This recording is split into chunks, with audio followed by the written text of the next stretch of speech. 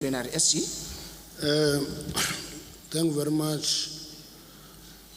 Let me start off by saying where I grew up, a medicine is not willingly taken. Even if you are sick, you think that you can have luck and recover. Then when you bring a medicine, people don't want to drink the medicine. So we had a long debate before we started the presentation, whether the report must be presented, whether it is the culture of the ANC to present an organizational report to the policy conference. After some time of engagement, delegates agreed that let's go through it, and therefore we gave them the medicine after that debate. The starting point on our part was the question of unity. We angered that you will have the report on the quotation by Oliver Tambo that we did not tear ourselves apart because of lack of progress at times. Now, we don't tear ourselves apart because we're going through a difficult period. The worst thing we can do is to, when we go through a difficult period, tear ourselves apart, smash each other, destroy each other. And we talked to that issue in detail on the importance of unity. Number two, we did explain to the conference the 2 days. Now, factually, as we engaged, our view was that we created an opportunity of 2 days for the veterans and stalwarts. They've walked away from it. That's the reality of the matter. Then our view was that that opportunity was missed. But those who are present here, quite a few of them, the Veterans League alone is having 39 delegates here, and there are many who are in various other categories. We hope that the 101 would be here itself. It's not here now. And we disagreed on 2 points with the veterans and stalwarts, basically. An approach that says to us, it's our way or no way. We say that approach to the veterans and stalwarts is not a helpful one. Let's use every opportunity to engage on trying to get the health of the organization back and improve its immunity. And the second one was the question of being unhappy with branches of the ANC. And our argument is very simple, that if branches of the ANC are of poor quality, we're actually blaming the victims. I want to repeat this. Victims in the sense that when I'm a new member of the ANC, somebody does take me through a program of development. Then after a number of years of being taken through, I begin to understand the ANC. Now, if we have not done that work ourselves, then we can't blame those branches for poor quality. Actually, if they're of poor quality, it is even more important for all of us to talk and engage in their presence, because that will contribute in improving their quality. Then we went to the actual challenge facing the ANC. We started with the external threats to the revolution. And our starting point, we must repeat this, that the mistake we're committing as South Africans is this thing of thinking that we're the ANC of Mandela, we're South Africa of Mandela, therefore we're the darling of everybody in the world. It's a big mistake. There's no such a country that's the darling of everybody, and therefore underestimate the external threat to the revolution. We anchored our debate on the characterization of regime change as characterized by developing countries, mainly China and Russia. And I want to quote that is the increasingly widespread Western practice of overthrowing legitimate political authorities by provoking internal instability and conflict against governments that are considered inconvenient and insubordinate to their interests, and replacing them with pliant puppet regimes that then pander to their interests. That reality is a reality in South Africa, it's a reality in the region, it's a reality everywhere. We made reference to a number of examples, like, for example, the question of use of color revolution, as we saw in the Rose Revolution in Georgia,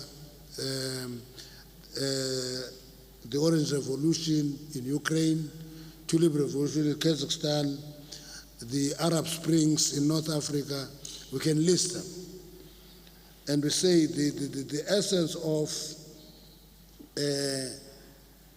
color revolution is to create discontent, agitate, and then process graduate into revolts, and therefore remove regimes from power.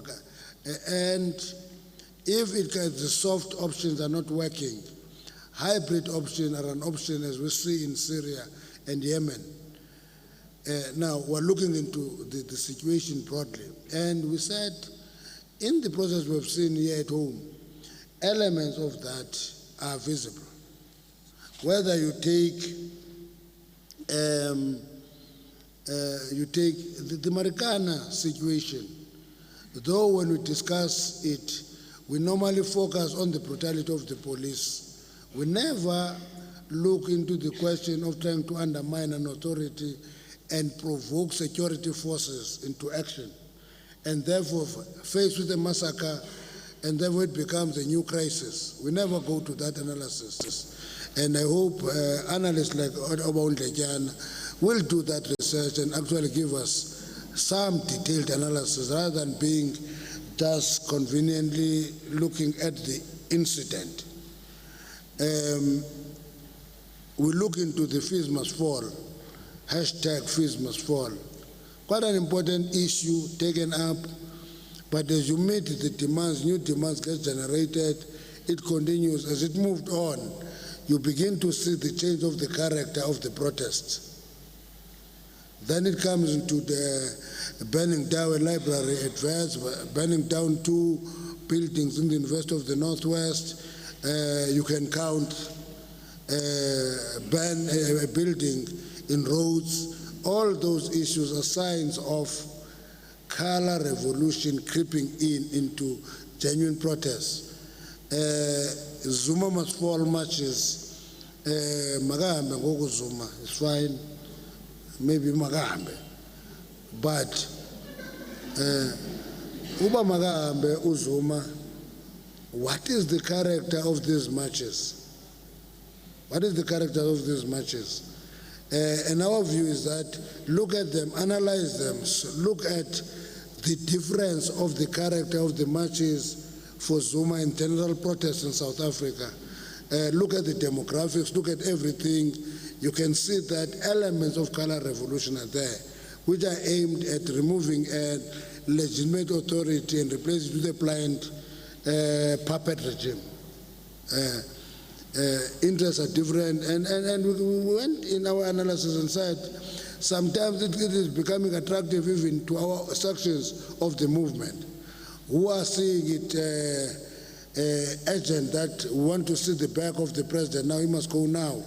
You can join those marches even if they are organized by opposition forces. Therefore, if you can go, you go there.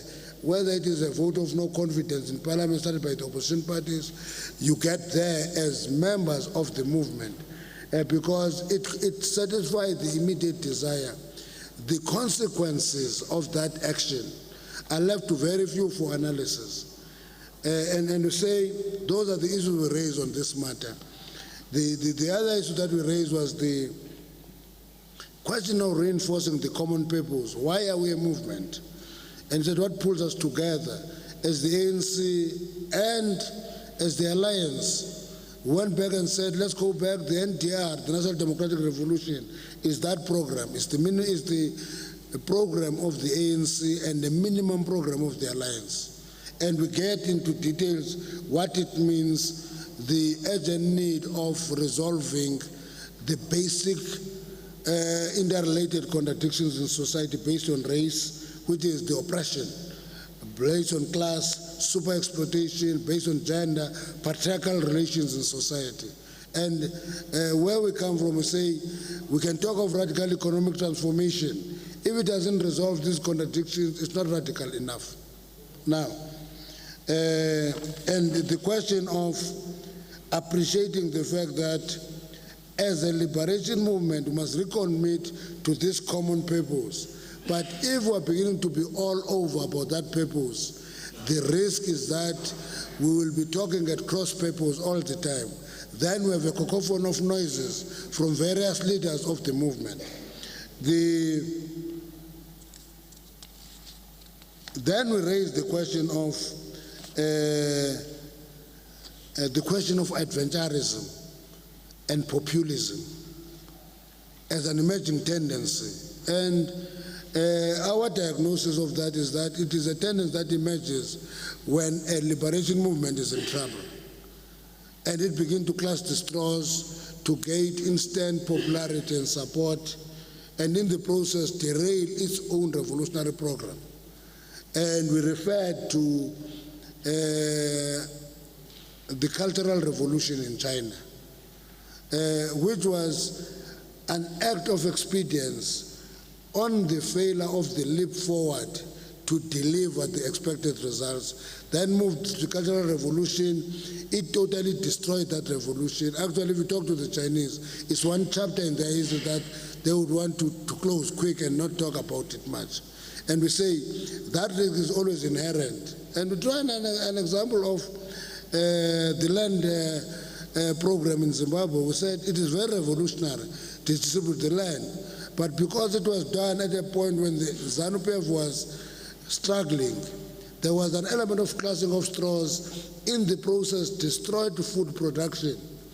And then at Zimbabwe, which is a net food importer, when it was a food basket of the continent at a particular point. And we say we must draw lessons from those before we jump into left-sounding rhetoric that may actually create a crisis for us.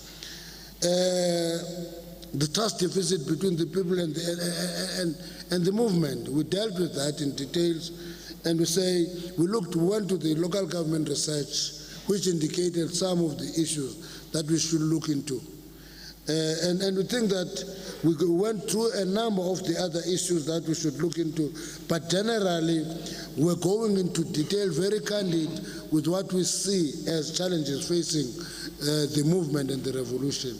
We're hoping that this will help in the discussion in the plenary, in the commissions tomorrow. And then solution, we chose just few ideas and said, we don't want to preempt the commissions. Commissions must come up with solutions to these challenges. And then at the end of the commissions, we must consolidate the reports and come up with what is to be done. I want to stop there. On other items, you can ask any question. There are quite a number of them here. Thank you very much, SG. It was a very long presentation at the plenary. I would imagine that your voice, you need a bit of a relaxing now. No, leave my voice, man. It's not for sale.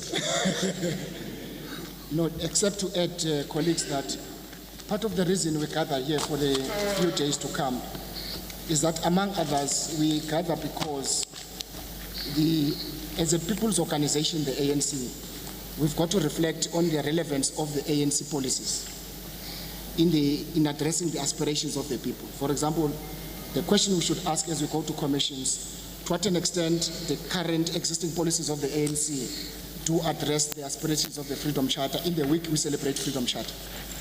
Whether it's the issue of land distribution, wealth, and so on, we are faced with the triple challenge of unemployment, equality, and poverty.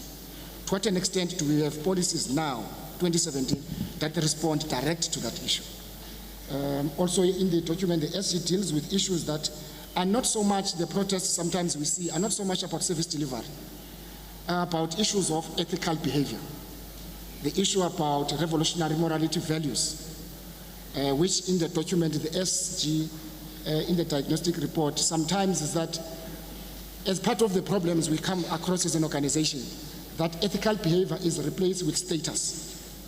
And that undermines the very same notion of people believing in the leadership of the African National Congress. When you have those notions where ethical behavior is replaced with status, it undermines the very notion of what it means to represent the people, to be a public representative of the people.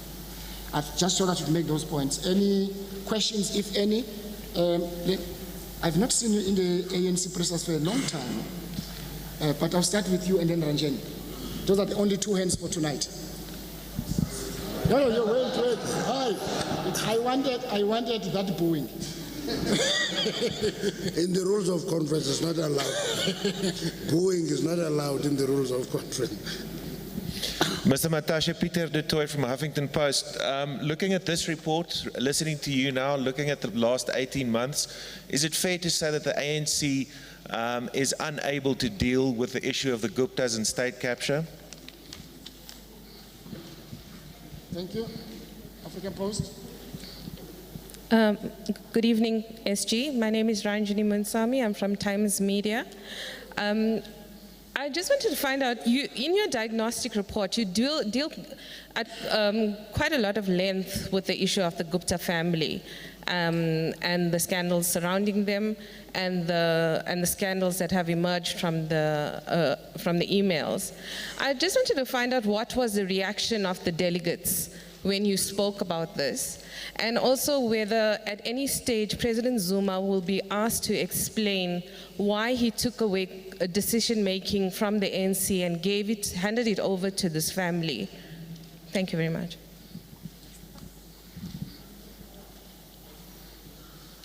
Clement? Kadali. No Kadali up. No, Clement. Clement Banyatela from Eyewitness News. SG, in your diagnostic report, you speak about the research that was conducted, and you talk about some things that have influenced some voters, and I'm just going to mention three of them: the cabinet reshuffle, the Concord decision, and the spy tapes judgment. Clement, start with the first. The first one, it's the selection of ANC candidate selection. That's it. But my question is Then go with the specifically others. to the three ones, SG. Can you please share with us, perhaps give us a little bit of more details on that research? Did the voters have concerns specifically about the events which are mentioned in this report, or the individual that is involved or that is at the center of these events, the cabinet reshuffle, spy tapes, Concord decision, which is the president? Did they have an issue with the president, or just how these events played themselves out? Thanks. The report is the report of the National Executive Committee, presented by the Secretary General to the plenary. So it's not his report. Samgel. Samgelo Masago from Jacaranda FM. SG, can you please tell us, how did the delegates of the conference take the medication which some were refusing of the diagnostic report that you were presenting to plenary?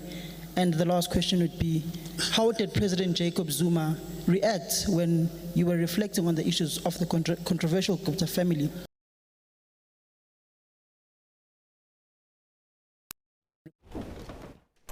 All right, cut off, but we were listening to the ANC Secretary General, Gwede Mantashe. Let's try and get that link back for you and go back to that press briefing. Okay. No, that's SABC. SG, the stalwarts have decided to have their consultative conference in September. Wait, I must see you. SG? Okay. Okay. I'm saying the stalwarts have decided to have their consultative conference in September. My question is whether, as the ANC, you're still willing to engage them post this policy conference. That's my question. SG? I see there's a fight who speaks on behalf of SABC. I should have asked who's more senior. Mzwande? Okay. Imam Zwande. Can I answer now? Yeah. Imam Zwande. Yeah. We will come back tomorrow. Let me start with the last question. The reality of the matter is that I don't think we should take all our time deal with an issue that is becoming a side issue to a policy conference that is underway. The policy conference is underway, okay? The National Consultative Conference has been turned down by the veteran stalwarts. They walked away. If they will come back and talk to us, we'll engage them when they come back. Now, the worst thing we can do is to talk to them through the media. They have not come back and said, we still want to have this kind of a meeting, okay? But now we're having a policy conference that is underway, quite serious about dealing with the issues facing the organization, and we'll continue doing that. And when you are dealing with organizational problem, you'll need any idea that can contribute in finding solutions. That's my answer to that one. I can see many of you are quite interested in the Guptas and the person of the president. Now, that tells me a few things. That you are not going to be able to read this diagnostic report objectively. That's what I'm picking up. Because you are hoping that a diagnostic report should be a shootout about the Guptas and the state capture. Now, and it should not be a shootout, it should be a problem facing the organization, and we discuss it open and engage among ourselves. How do we deal and come out of this situation? So that's why when you say you were unable to deal with the Guptas, I was thinking as we were saying this, what should we do? Should we deport them? Because if we deport them, they will not be here. Maybe the problem will be resolved. And I said, but a political party can't do that. That's the function of the state. Should we invoke their citizenship? Again, we can't take that resolution in a policy conference of the ANC. Government and the state must deal with that issue. So when you say we can't deal with the Guptas, I don't know what the expectation is of the ANC in dealing with the Guptas. But if you talk about dealing with the state capture, it's a different question. Because state capture is something that impacts on the government and directly on the ANC. That we must get a solution. That's why on that matter, we agreed on the Commission of Inquiry. And our bet is to work on the Commission of Inquiry to be established sooner.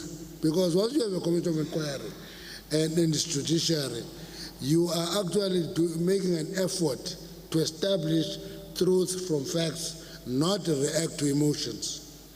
And the fact that it will be a Commission of Inquiry outside of the ANC, it gives confidence not only to the ANC but to society that there is an independent institution dealing with this problem. And we're thinking that that approach is a correct one, not unless you can give us ideas that you can deal with it differently.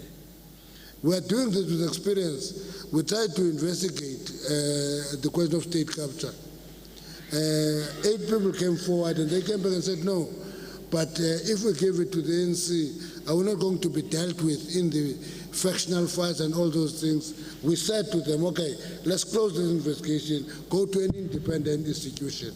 That's why they ended in the public protectors, others with the Council of Churches. Now, many of people dealing this too, but they don't appreciate the fact that the same people who came to us, 8 of them, are in the public protectors report. They are in the SABC report. And therefore, those reports, when they come from independent institutions, society have a sense of belief that it's a serious investigation. I can tell you, if we did that investigation and came with the same report, all of you would be suspicious of this report is covering up. Whitewashing. Okay. So, that is our belief in dealing with this matter. What was the reaction of delegates?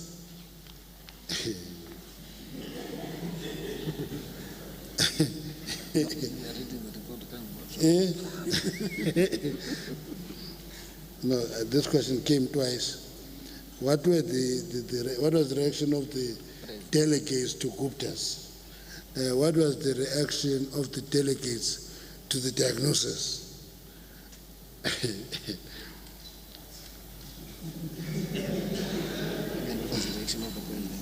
Now, can I tell you, when you ask me about reaction, the feeling, actually you're asking me a question that is totally out of reach of me. But what I can tell you is that having tabled the report, delegates were quite warm to it. At the end of it, they were quite excited and actually quite happy that we had tabled that report. And the reaction can only be assessed when you go to the commissions and they begin to talk to the issues and come out with solutions. Then you will understand that they're reacting positively or they're just having an instant satisfaction that things have been stated. That's it. The issues that influence the voters, you read them and you ask whether voters were actually concerned about the events or the person. Both. I don't know how can it be separate, something that is happening around me from me. Voters see that as one. Okay, that's how voters see things. If I'm involved, I'm involved. It's the event involving me. And then voters react. And that's why at the end of the day, the ANC pays the price. It's because it is not just the event, it's because voters begin to see leaders of the ANC involved in some of these activities, and therefore the ANC gets punished. That is it. No. There's a How, question. the question of how did the president react? And the medication. No, I don't know whether the president would react. That report is a report of the NEC. We had the special NEC on Monday, on Tuesday. This is what we dealt with. Actually, we took this final report to the NEC, of which the president was part of. So it's not a president seeing the report and therefore has to react. He's part of the report. And that's why if you go through the issues we're raising and go through his own speech in the morning, you will find a great degree of overlap between the two, precisely because we take these things to the NEC and we're part of one organization. The more that happens, the better is the organization, that it is from the same page.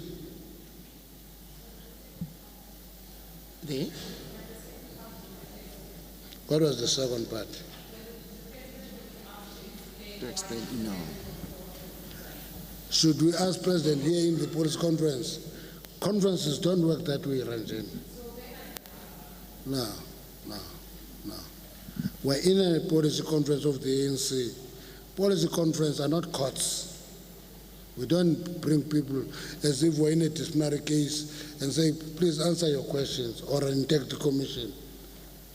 Conferences don't work that way. Conferences just don't work that way. Even conferences of journalists don't work that way. No, the point being made, Ranjan, is that when you formulate policies, whatever challenges you face, you don't formulate a policy as an organization because you want to address an individual. And I think that is a lesson in terms of the durability of the ANC policies. The reason we present them here is not because there's any person intended to be punished. It's because the ANC is not for us. It's not a property of these members here. We have a privilege to represent people of South Africa. We're a property of the people of South Africa.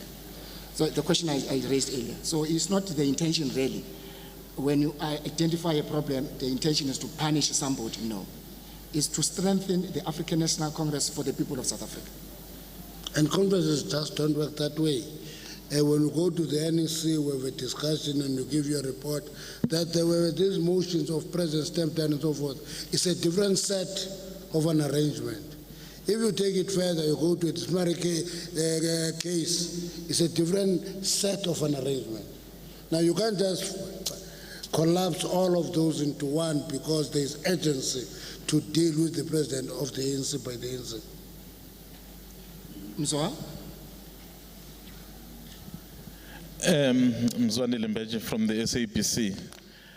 SG, did you get a sense that voters realize that if the continued infighting and factionalism is still there, they might actually pay the highest price in the next 2 years by getting kicked out of government when you engage them? Because I think as an organization fighting amongst yourselves to win control, it's possible one faction might win end of the year, but lose in 2019. Do you get a sense that there is that feeling that if they don't pull together, they actually might pay the highest price? The second question,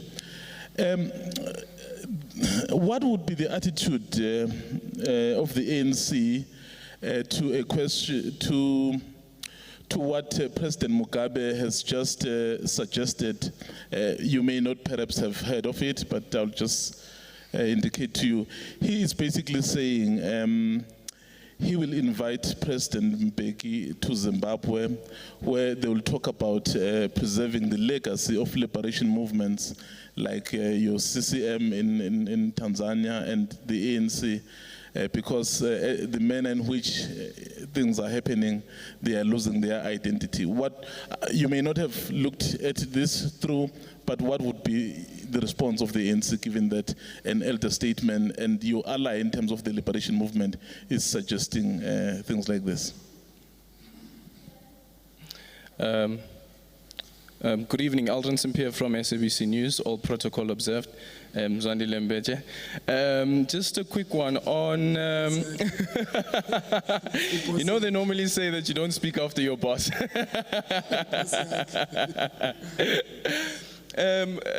SG, quite frankly, although this is a policy conference, it is the ANC that's introducing the topic of the Guptas into this policy conference.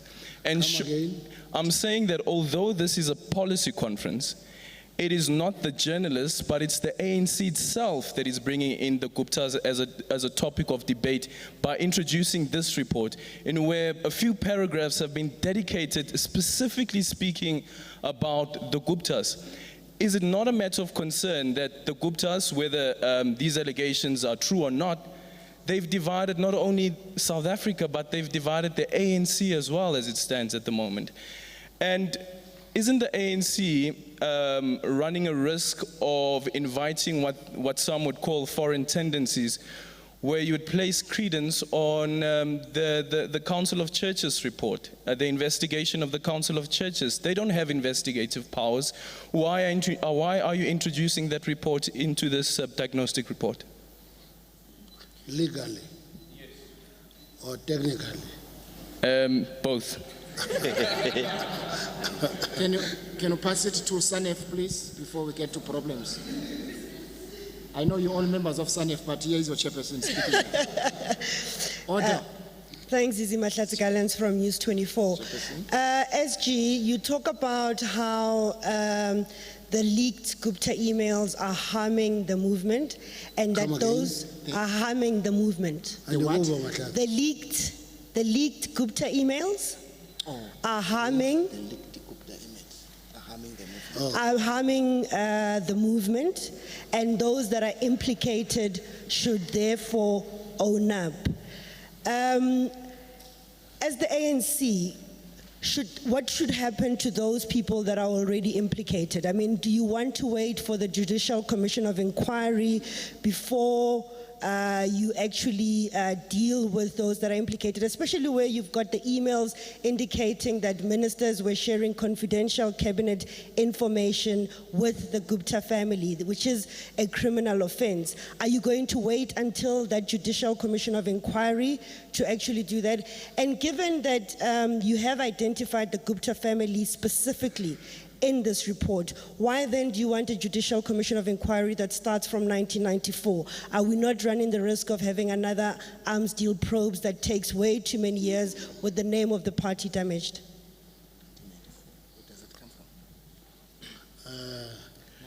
Uh, 1994, where does that come from? Remember from that press conference you said, Where does 1994 come from? when you had the press conference after the NEC, there was a suggestion that the Judicial Commission of Inquiry could start much earlier or would be broader. Sorry, you didn't mention a specific year. Some in the ANC have called it to start much earlier, but you were saying that it should be broader than the family. But in this specific report, you're not mentioning any other family but the Gupta family. Who's that? Banwen. Xolim Gambi from ENCA. SG, two quick questions. Is there a general agreement in the ANC that President Jacob Zuma should be the one who appoints a judge that will head this commission?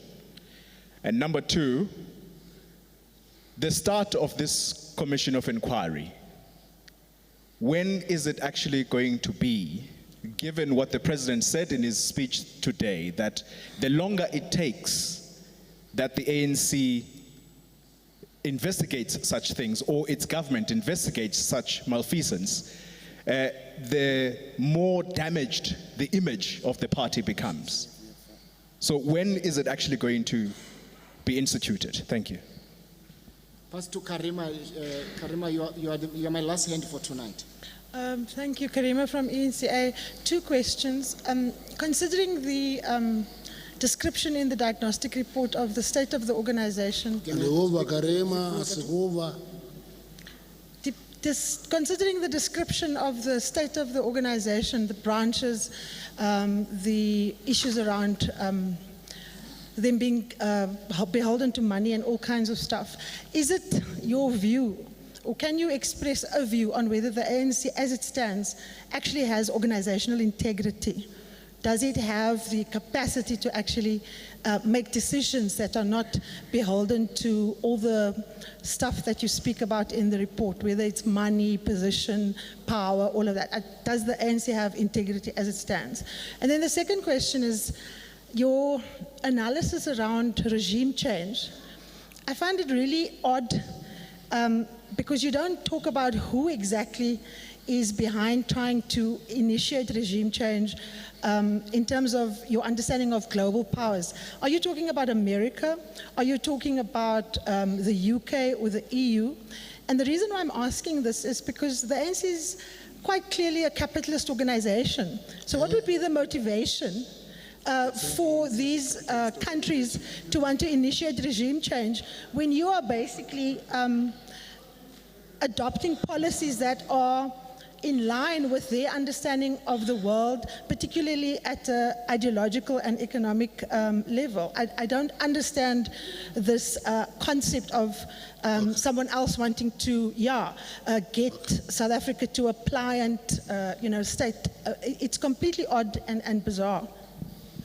The mistake I committed was to allow analysts, because they tend to comment.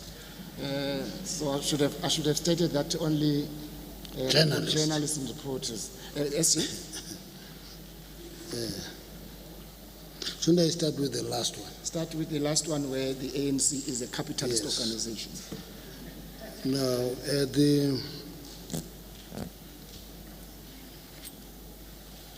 I don't know if Georgia was, at the time of the Rose Revolution, a socialist country.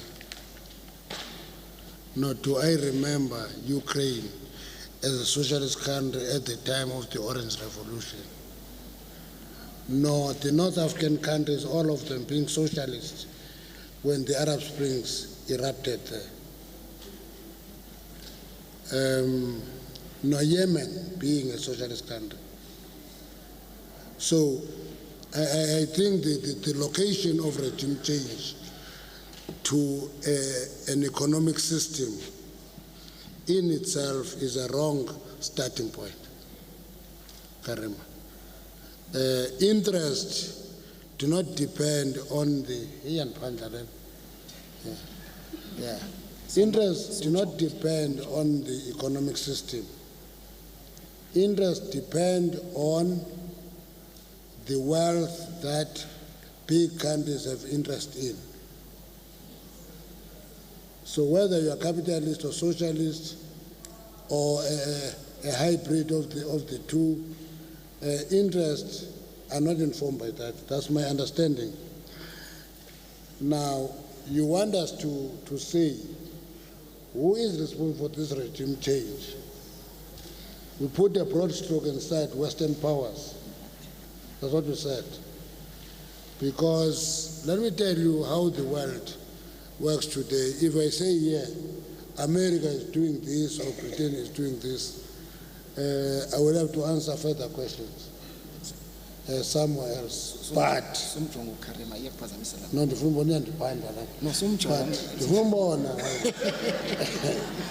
but what is important is that in our research, we have identified funding organizations. We have identified them by name. If you want that information, we'll give it to you. And how they operate in various countries. So once we give you those funding organizations, you will be able to know the countries. That we can do because we've done that research in details. We did that research for Southern Africa liberation movements. And we did that in detail. And we have documentation to that.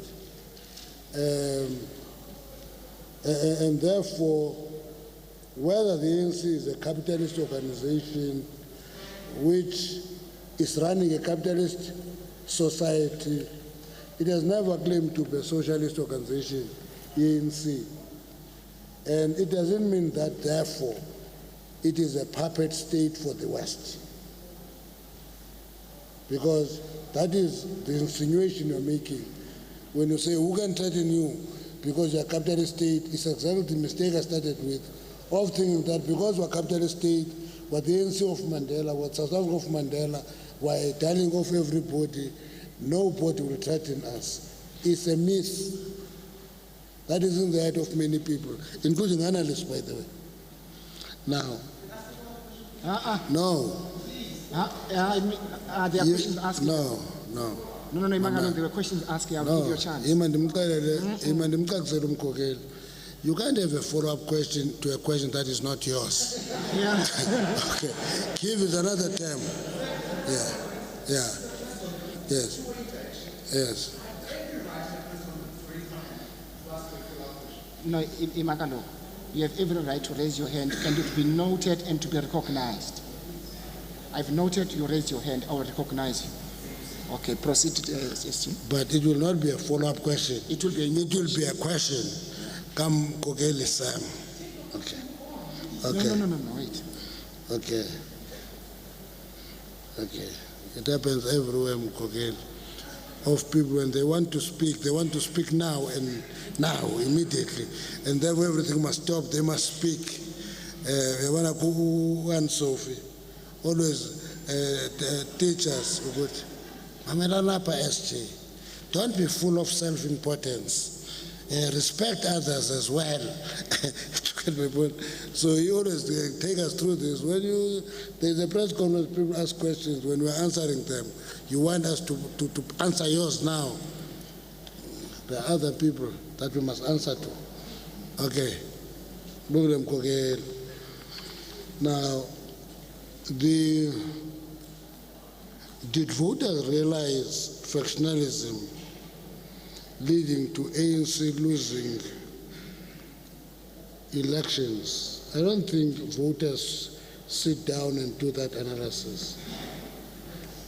What happened is that it is the actions that we get involved in that switches off the voters. So it's not that about voters sitting in some room and analyze that if there's factionalism in the ANC, we should not vote for the ANC in 2019.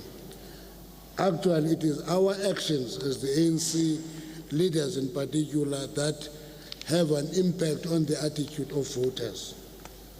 So that's why it is our responsibility as a movement to talk about factionalism and the impact it may have to society. then society will respond and react to our behavior. That's how it is. The Mugabe inviting President Mbeki to a meeting to see that things are not going well, I don't think there is something untoward about that. As liberation movements in the region, we meet every 6 months. Every second meeting involves heads of parties. Okay. Now, if President Mugabe take a decision to invite former presidents to share ideas with them, it may help that discussion in the former liberation movements themselves. I'm choosing to see it as a positive intervention than negative. ANC bringing Guptas to the policy conference. We're not bringing Guptas to the policy conference. There's not a single delegate with a surname Gupta in this policy conference, so we have not brought them here. What we bring here is the impact of what is happening on the ANC. If the influence of Guptas on the ANC and government is impacting on the African National Congress, then it is a business for policy conference. How do we deal with the Guptas in particular? Let me tell you how I normally describe this question. I say the question of the influence of the Gupta family on the state is an immediate problem. It's not the same as monopoly capital. Monopoly capital is not counterposed with state capture. Monopoly capital is the essence of the revolution. If we don't deal and resolve the problem of monopoly capital, then we are losing the essence of the revolution. That is an issue that we should deal with it as an issue. But as an immediate issue that needs our attention is the state capture. And therefore, because at the heart of the state capture is a family called the Gupta family, reported to have so much influence on government and decisions, it's a function of the ANC to discuss that impact. Then you say, we're putting a lot of credence on the SABC report. They have no investigating capacity. There is no organization that has no investigating capacity. None. Every organization has that capacity because you commission an investigation, you can commission researchers to do the investigation for you, which is what the SABC did. And it will be foolhardy of the ANC to just ignore that report as from the SABC, therefore it has no legal authority to investigate. They've done some work, we must look, and we always say the content of that report is not different from the public protector report, except that there's a lot of emphasis on the moral aspect of the report. And if you can see that we are actually reminding ourselves of revolutionary morality being an expectation to behave at the highest of standards as leaders of a liberation movement. If we don't, we will begin to use the lowest denominator as a formula to measure our behavior against apartheid and other reactionary forces. It means we are handing our hands up in the air and say we have actually gone to the bottom of the rank. Society is right to expect us to behave at the highest standards.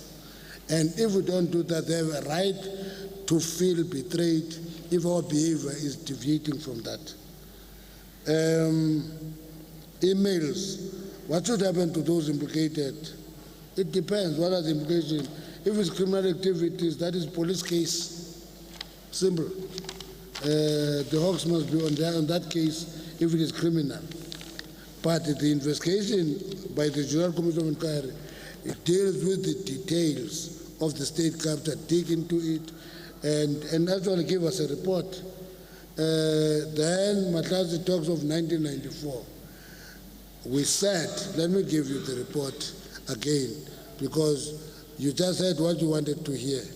We said, one, in the debate about the Committee of Inquiry, there was even an idea of stretching it back to 1948. And we said anything that happened between 1948 and 1994 is actually the apartheid colonial era. And therefore, when you deal with that era, you don't behave as if you expected anything better. And then we said there was an issue of starting from 1994.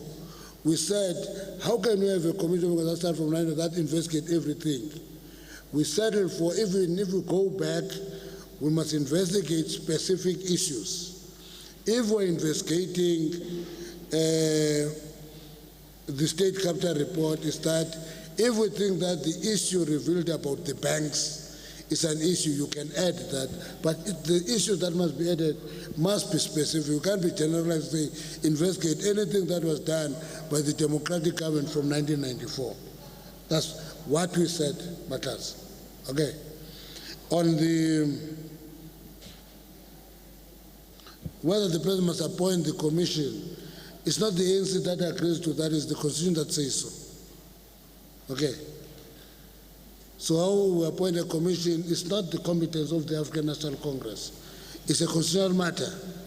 And we said, let's have a commission that will comply with the constitution. Because if it does not, we're running a risk of a commission that will later on will be challenged. You see, if you go through our report, you will see that we're raising a very important issue about judiciary overreach, which can lead to lawfare. Actually, culminate into judiciocracy. And in that, once that happens, there will be no political system. The judiciary will appropriate its right to take political decisions, and there will be chaos. And in our report, we say an immediate case study that we can look at immediately is the Brazil case study. Again, the task of people with research capacity, Professor. The Brazil case study, and what is it that we should avoid? That has happened in the case of Brazil. My last three hands is Lucanio. No, wait. Lucanio, no, you spoke. No. No, Okay. Does the ANC the integrity? Yeah. Does the ANC, yes. No. I don't think I should add that question because the beauty is in the eye of the beholder. If you think that the ANC has no integrity, it's your view. I can tell you that I believe that I, as a person, Secretary General of the ANC, have the integrity. Now, there is no general description of an ANC having integrity. That integrity is a function of the individuals in the organization that actually bring the integrity to the organization. Lucanio, Bloomberg, and you the last. Just those three hands. Good evening, sir. Lucanio Talata from the SABC. On page 2 of your report, 1.7, you mention essentially the 2009 general election. The electoral performance has been on a decline between 2014 and 2016. And then 110 on the same page, you mention a couple of issues, the growing trust deficit between the people and their movement, the decline in the ethics, values, and traditions of the movement, the impact of the perception, the poor quality of branches, the decline in the ideological outlook of the movement. I read this and I think to myself, but isn't it because the ANC or members of the branches of the ANC, once they leave a policy conference, they then no longer care about what is actually contained in those policies? Because if they actually did live out the policies of the ANC, maybe you wouldn't have this problem. How do you then, going from this policy conference, try to address that issue to make sure that that people within the ANC members, the branches, that they actually espouse the policies of the ANC? Because in my opinion, if ANC branches actually knew or espoused the policies of the ANC, you wouldn't have some of the problems that you're facing now. Thank you. Thank you. Mkwakeli, can you pass it? Oh, no, you can start at the back. Regarding Marlon Gideon, have you withdrawn your question? Okay. Thank you, Zizi. Thank you, SG. Could you please give us a breakdown of the branches represented in this conference and also a sense of the overall ANC membership and the provincial breakdown, please? But also, I wanted to ask about the regime change, SG, and also just to get a sense of your thinking about this. Do you really think that South Africans, and especially those who took to the streets to demonstrate, that they do not have the agency or intellect to interrogate developments in South Africa on their own and reach the conclusion that President Zuma should fall? Thank you. Pass it down to the back. Thank you, SG. It's Govan Whittles from Mail and Guardian. You've mentioned the decline in the ideological content in the debates that are taking place in the ANC, and you've also said that the ANC risks being dissociated from its policies in the public eye because the way that it approaches politics in South Africa is very technical. So I'd like to find out what gives you the confidence that this policy conference will be able to emerge with a way forward out of the crisis that you've painted in the diagnostic report. And then secondly, considering that the theme of this policy conference is fostering unity, was the president not sowing disunity with his comments about the veterans before concluding his speech? Thank you. The last three, SG. But there's a steering committee. As a head of steering committee, you are expected. So unfortunately, I have to suppress any further questions. but The steering committee, baphendule ANC izawuphuma iqinile na xa iphuma apha. okay. Let me preface this by saying, you are working in the public space. You are working in the public space. In that process, you develop ideas and views. Others are very strong amongst yourself. The power of the pen is that some you develop into narratives that become repeated over and over and become a truth in the eye of the public. So what we cannot do is to take you out of that space. That is the space you are in. But where it will be a problem is when you want to make it the only truth in town, when it is actually an opinion. Let me get to the question of, we list the list of issues that we've raised. Actually, Kalata, these are issues. All of the issues that are listed in that page you are referring to are explained in details in the document. And what is the purpose of a conference, be it a policy conference or national conference in December, is that we always throw up the issues that impact negatively on the organization. That is part of actually talking to branch delegates and every delegate to say, pay attention to these issues, because if we're not addressing them, the decline will be perpetual. So, branch delegates that are here, I will be unfair to these delegates if I say branch delegates of the don't espouse policies of the ANC. I will be unfair to them. There are good delegates here who actually debate coherently, cohesively, who read. Okay. But what we are saying, when we make a general statement, we're doing an analysis of a mixed bag of branches. That's why when you talk of a decline, some talk of it as it is exact, as if it's a natural science, and even ignore trends that are taking place in the by-elections, just as the first test. Because if the picture that is painted that we have lost everything and there's nothing, we'll be losing all the by-elections. We're winning by-elections, others with high percentages, which means branches of the ANC are not the same, and they don't interact with their community the same. There are branches of the ANC that deal with their communities very actively. Yesterday, this week, there was a by-elections in where was it? In Mritile, where we increased our support in that branch. Now I'm talking a branch now, it's a word. It increased the vote support from 60-something to about 78. Now I cannot come here and say all the branches are in decline. I will be giving myself a license that I don't have. But we do monitor that when we lose wards in Ngutu, that becomes news for a week. But when we win wards and take them from opposition parties, they're hardly featured in the newspapers. They don't come through. They sometimes get mentioned in SABC morning news that there were 8 by-elections, ANC won 6, and full stop, and that's the end of it.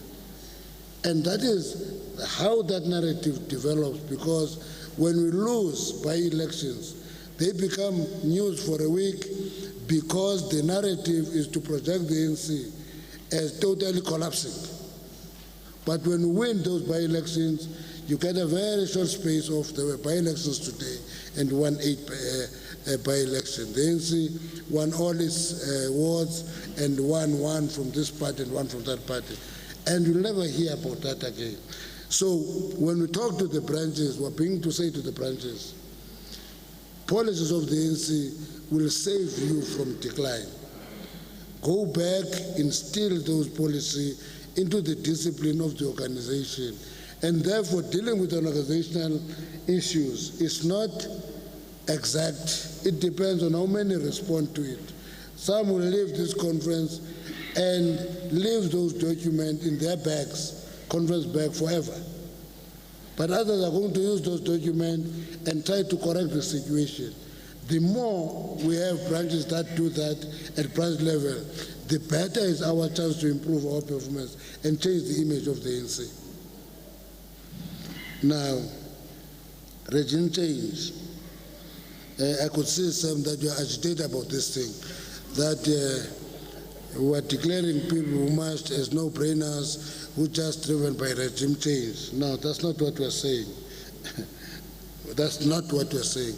What we are saying, regime change as a modus operandi, when it uses color revolution, is agitating discontent, and people take up relevant issues. And it will not be everybody who is that much who will be thinking about regime change. The rest of the people in that march will be marching because there has been an articulation of an issue that touches them on the wrong side, and they join the march. But what we're saying is that when there's that regime change, I can tell you that when color revolution started in Libya, I'm sure Colonel Muammar Gaddafi didn't expect that it will culminate in him being overthrown.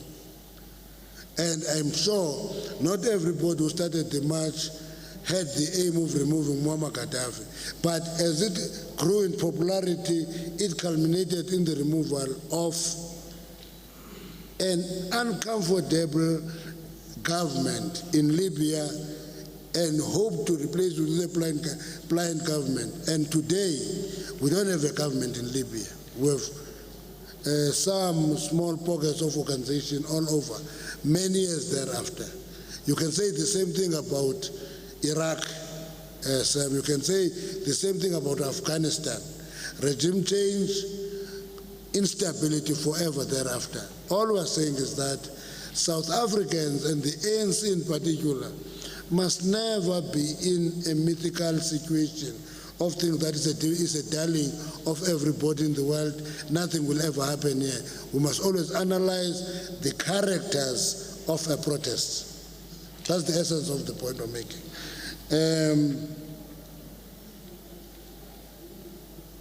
The crisis painted, will we unite what? I have missed the last question. The question was, do we think that given the challenges, the ANC may emerge united? Come again? And he was asking about membership. No, credentials. No, I gave you the same answer I gave to Ziz yesterday. Credentials have just been read. They can be circulated to journalists, okay? That will. Yeah. because they've been circulated. We have 3,700 and something delegates in the room today. Yeah. The crisis painted, will we ever unite the ANC? If we didn't have the hope that we'll unite the ANC, we wouldn't have convened the conference. When we convene a conference, we're debating, and the intention is to come out of the conference more united. The question of the president and the veteran and stalwarts, I don't want to get into that really. What we said about stalwarts and veterans is the position of the ANC. Okay. Come again? No, the president was making a speech to conference. Thank you very much, SC. Ladies and gentlemen, thank you very much. It's been a long first day. Good evening. Tomorrow we'll have Jeff. We'll advise you on time. It may not be 9 o'clock, but we will have Jeff sometime during the day tomorrow on the NTP. Good evening. Thank you.